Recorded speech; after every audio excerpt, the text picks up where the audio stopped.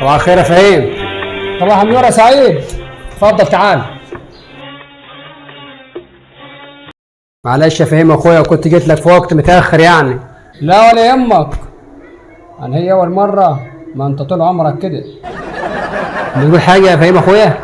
لا يا عم، اقول بيتك ومطرحك يا سعيد يا اخويا. خير؟ والله مش خير يا فهيم يا اخويا. ليه كده؟ مرتك جرت لها حاجه؟ يا ريت كان يبقى حملي وراح من عليا. امال ايه الحكايه طب يا سعيد؟ والله يا فهيم يا صاحبي الدنيا ضيقه جو معايا ومش لاقي شغل.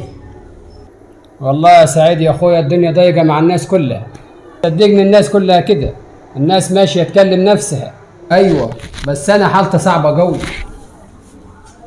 كنت شايف ناس مش لاقيه تاكل، والنهارده الناس دي بقت معها ملايين.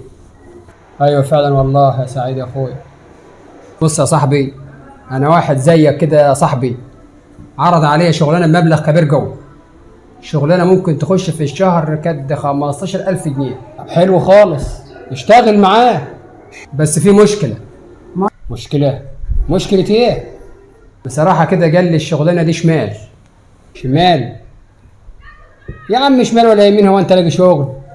يا فهيم افهم، اقول لك شمال يعني زي موضوع المخدرات الحشيش وحاجه زي كده.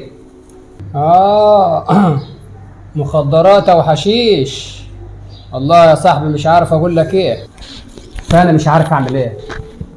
انا حالتي صعبه قوي قوي، والمصاريف كتير عليا قوي، وعليا ديون، والناس عماله تطالب فيا، والبيت مصاريفه كترت وما قادرش اقضي، ومش عارف اعمل ايه. دلني. انا بصراحه قلت اجي واخد رايك. والله يا صاحبي الموضوع ده صعب قوي، وانا مش عارف اقول لك ايه. وعلى راي المثل، اللي ايده في الميه مش زي اللي ايده في النار.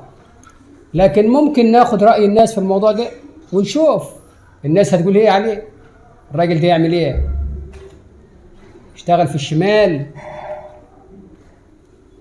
ولا يعمل ايه بالظبط؟ واللي عنده حل لمشكله الراجل ده لو يعرف يقول لي اتفضل يقول لنا.